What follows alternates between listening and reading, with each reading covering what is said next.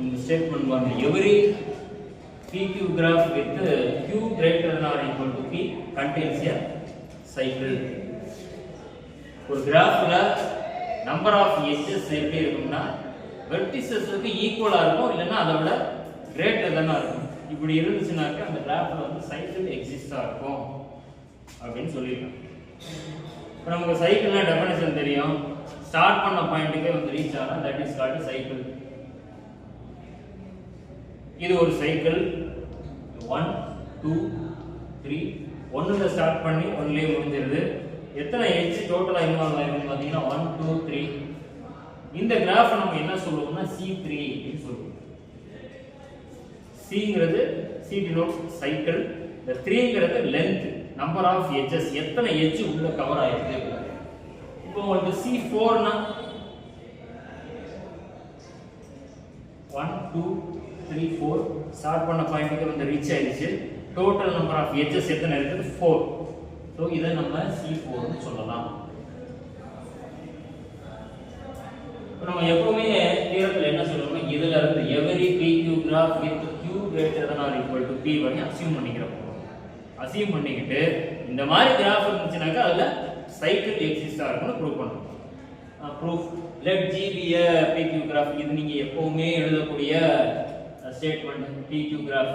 இதுக்கு அடுத்த லைன்ல என்ன எழுதுவீங்கன்னா P denotes number of vertices in G, Q denotes number of edges in G. இது அதோட and போட்டு இந்த கண்டிஷனை கொண்டு வந்து எழுதலாம். G be a PQ graph, P denotes number of vertices, Q denotes number of edges ன்னு போட்டு and போட்டு Q greater than or equal to P போட்டாலும் தப்பு இல்ல. இந்த அடுத்த லைன்ல Q of G is greater than or equal to P of G ன்னு எழுதலாம். நெக்ஸ்ட் லைன் நம்ம என்ன ப்ரூவ் பண்ணனும்? to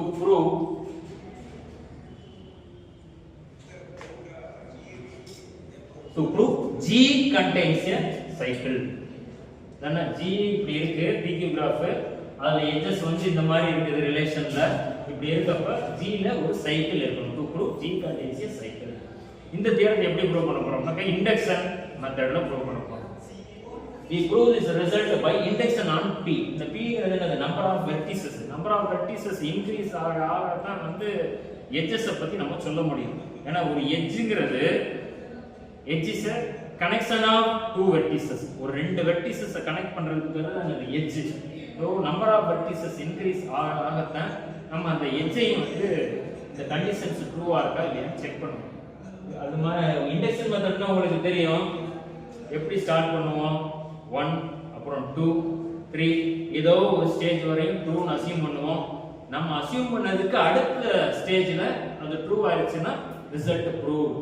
இந்த மாதிரி ப்ரூவ் பண்றதுக்கு பேர் தான் இந்த இண்டக்ஷன் மெத்தட். இங்க என்ன there is only PQ graph namely C3 with Q greater than or equal to P, P less than or equal to 3 and it contains a cycle. இப்போ இண்டக்ஷன் மெத்தட்னா உங்களுக்கு சொன்னேன் P is equal to 1. P is equal to 1ங்கறப்ப ஒரே ஒரு point தான், அதாவது ஒரே ஒரு vertex. இந்த வெர்டெக்ஸ்ல எட்ஜே இல்ல.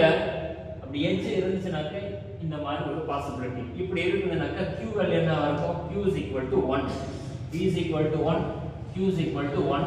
so இந்த result true. Next P is equal to 2. இப்படி ஒரு கனெக்ஷன் ஸ்டார்ட் பண்ண பாயிண்ட்க்கே வந்து ரீச் ஆகணும்னாக்க இந்த மாதிரி இருக்கணும். சோ இப்படி இருந்தா Q is equal to 2.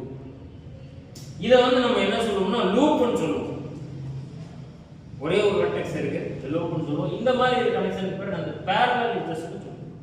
ஒரு கிராஃப் இத சைக்கிள் தான் இது. It's a cycle of length 1.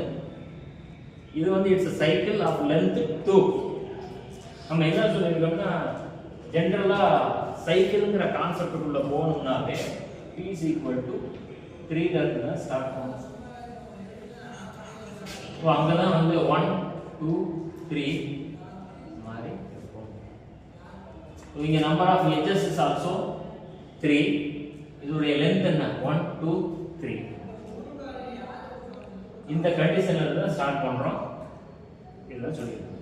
P is equal to 1 2 3 வரை எப்படி இருக்கும் அப்படிங்கறது இந்த வேர்டிங்ஸ் எடுத்து இப்போ நம்ம 3 வரையும் செக் பண்ணிட்டோம். ஏதாவது ஒரு ஸ்டேஜ் வரையும் ட்ரூன்னு அஸ்யூம் பண்ணிட்டோம். நான் இங்க எடுத்துக்கிட்டது let G be a PQ graph. Pங்கிறது number of vertices.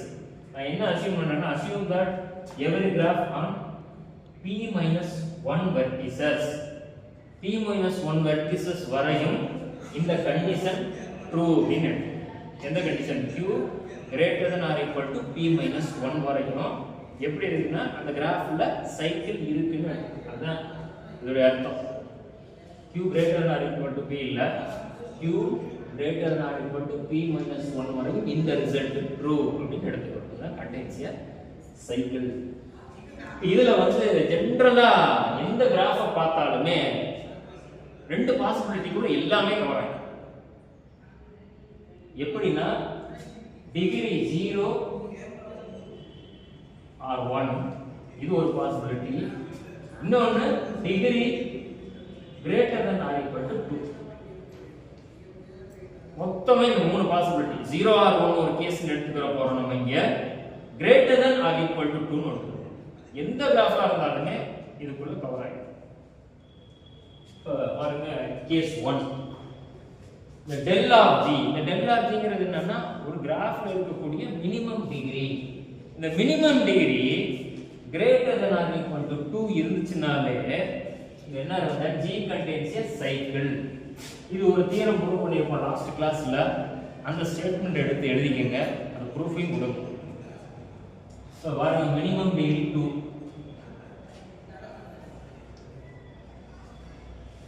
இந்த கிராஃப்ல என்னது மினிமம் டிகிரி இந்த வெர்டெக்ஸ்க்கு டிகிரி 2, இந்த வெர்டெக்ஸ்க்கு டிகிரி 2, இந்த வெர்டெக்ஸ்க்கு டிகிரி 2. இங்க minimum degree and maximum degrees are equal. So இந்த கண்டிஷன் ட்ரூ. சப்போஸ் இந்த மாதிரி இருக்குதுன்னு வச்சுக்கோங்க. இந்த வெர்டெக்ஸ்க்கு டிகிரி 3, இந்த வெர்டெக்ஸ்க்கு டிகிரி 2, இந்த வெர்டெக்ஸ்க்கு டிகிரி 3, இந்த வெர்டெக்ஸ்க்கு டிகிரி 2. இங்க என்ன இருக்குது மினிமம் டிகிரிங்கிற கான்செப்ட் உள்ள வருது. அதாவது இந்த கண்டிஷன் மினிமம் டிகிரி 2 இருக்கு. இங்கே ஒரு வெர்டெக்ஸ்க்கு 2 இருக்கு, இதுல ஒரு வெர்டெக்ஸ்க்கு டிகிரி 2. இப்படி இருக்கிறப்ப சைக்கிள் வந்துருமா? அதுதான் சொல்றோம். இது கிளியரா வந்து நம்ம ஆல்ரெடி எக்ஸ்பிளைன் பண்ணியாச்சு. கேஸ் 2 எப்படி பாருங்க minimum degree less than or equal to 1. மொத்தம் மூணு பாசிபிலிட்டி சொன்னா 0 or 1 ஒரு case, greater than or equal to 2 ஒரு case. greater than or equal to 2 ல லாஸ்ட் கிளாஸ் நம்ம ப்ரூவ் பண்ணிருக்கோம். அந்த தியரத்தை அப்படியே எடுத்து எழுத வேண்டியது. செகண்ட் கேஸ் வந்து less than or equal to 1. இந்த less than or equal to 1 னா என்னது? மினிமம் டிகிரி எப்படி இருக்கும்னா 1 இருக்கும், இல்ல 1 விட குறைச்சலா இருக்கும். அதை தாண்டி இருக்காது இந்த பாசிபிலிட்டி. இப்போ இந்த கிராஃப் பாருங்க.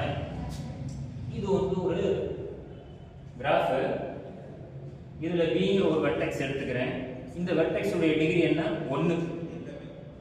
அதான் எழுதிக்கிறோம் B be a vertex of degree less than or equal to 1. இதுல ரெண்டு பாசிபிலிட்டி வரும். டிகிரி 0 ஒன்னு வரும், டிகிரி 1 வரும். ரெண்டு பாசிபிலிட்டி. இதோட அர்த்தம் என்ன? டிகிரி வந்து 0 ஆவும் இருக்கலாம் ஆர் 1 ஆவும் இருக்கலாம். இப்போ நம்ம ஃபர்ஸ்ட் இந்த 1 எடுத்துக்கிறோம். Bங்கிற ஒரு வெர்டெக்ஸ், இதோடைய டிகிரி வந்து 1. Consider the graph G minus V. இந்த G ல இருந்து இந்த Vங்கிற ஒரு வெர்டெக்ஸை மட்டும் நான் கட் பண்றேன். கட் பண்றப்ப எனக்கு கிடைக்கக்கூடிய சப் கிராஃப் என்னது? G minus V. இதுல பாருங்க எத்தனை வெர்டெக்ஸ் இருக்கு? 1 2 3 4 வெர்டிசஸ் இருக்கு. இதுல 4 வெர்டிசஸ்ல இந்த V மட்டும் நான் கட் பண்றேன். கட் பண்றப்ப எனக்கு G minus Vங்கிற ஒரு கிராஃப் கிடைக்குது. இதுல எத்தனை வெர்டிசஸ் இருக்கு? 1 2 3. So இங்க நம்பர் ஆஃப் வெர்டிசஸ் 4, இங்க number of vertices 3. We have P of G minus V is equal to P minus 1. இதோட அர்த்தம் என்ன? P of G minus V னா G minus Vங்கிற கிராஃப்ல எத்தனை வெர்டிசஸ் இருக்கோ அது நம்ம ஒரு கிராஃப் எடுத்தோம் இல்லையா, அஸ்யூம் பண்ணோம்னா ஃபர்ஸ்ட் கிராஃப், அந்த வெர்டிசஸ்ல இருந்து ஒண்ணே ஒன்னு குறைச்சலாம். சோ இங்க வரும் இதோட வேல்யூ P, இதோட வேல்யூ P minus 1. இதுதான் P of G minus Vங்கிறது P minus 1. G ல இருந்து ஒரே ஒரு வெர்டெக்ஸ் குறைக்கும். இப்போ வெர்டிசஸ் பத்தி சொல்லிட்டோம். எட்ஜ் பத்தி சொல்றோம். எட்ஜ் எத்தனை இருக்குங்கல 1 2 3 4. சோ வெர்டிசஸும் 4 எட்ஜும் 4. இங்க எட்ஜஸ் எத்தனை இருக்கு 1 2 3 3 இப்போ எட்ஜ் எப்படி இருக்கும்னா G ல எத்தனை எட்ஜ் இருக்கோ அதுல இருந்து ஒண்ணே ஒண்ணு குறைவா எப்ப Vங்கிற வெர்டெக்ஸ்க்கு டிகிரி 1 இருக்கிறப்ப தான். ஒரு கான்செப்ட் நீங்க புரிஞ்சுக்கணும். ஒரு கிராஃப்ல இருந்து வெர்டெக்ஸை கட் பண்ணா அந்த வெர்டெக்ஸ் மட்டும் காலியாகாது. அந்த வெர்டெக்ஸ்ல என்னென்ன எட்ஜ் வந்து கனெக்ட் ஆயிருக்கோ அந்த எட்ஜும் கட் ஆயிடும். இங்க Vங்கிற ஒரு வெர்டெக்ஸ்ல ஒரே ஒரு லைன் தான் வந்திருக்கு. இந்த V நான் கட் பண்றப்ப இந்த லைன் போயிடும். இந்த லைன் போய் மிச்சம் இருக்கிறத நம்ம என்ன சப்கிராஃபா கிடைச்சிருக்கு. இப்போ வெர்டிசஸை கம்பேர் பண்றீங்க, எட்ஜஸை கம்பேர் பண்றீங்க. இந்த கண்டிஷன் ட்ரூ ஆகும். இப்போ Q of G minus V ல எத்தனை எட்ஜ் இருக்கும்? G ல எத்தனை எட்ஜ் இருக்கோ அதை விட 1 குறைவா இருக்கும். அதான் என்னோட அர்த்தம். Number of edges in G minus 1. நீங்க எழுதிருக்கீங்களா Q denotes number of edges என்ன Q minus 1 ன்னு கூட போடலாம். Q minus 1 ன்னு போட்டாலும் தப்பு இல்லை. இந்த Q minus 1 is greater than or equal to P minus 1 ன்னு போட்டிருக்கோம். எதை வச்சு போட்டிருக்கோம்னா நம்ம அசியூம் பண்ணியிருக்கோம் இல்லையா இண்டக்ஷன் மெத்தட்ல இந்த ரிசல்ட் வந்து P minus 1 வரையும் ட்ரூ அப்படின்னு. So P minus 1 Q minus 1 is greater than or equal to P minus 1 by induction hypothesis. இதுதான் நம்மளுடைய ரிசல்ட். இந்த மாதிரி கண்டிஷன் இருக்கிற வரையும் என்ன ட்ரூ. இந்த வெர்டிசஸை கம்பேர் பண்ணுங்க, இந்த எட்ஜஸை கம்பேர் பண்ணுங்க. அந்த ஈக்குவேஷனை தான் இங்க நம்ம எடுத்து எழுதிருக்கோம். வேற எதுவும் எழுதல. சைக்கிள். அடுத்த பாசிபிலிட்டி வந்து Vங்கிற வெர்டெக்ஸ்க்கு 0 இருந்துச்சுன்னா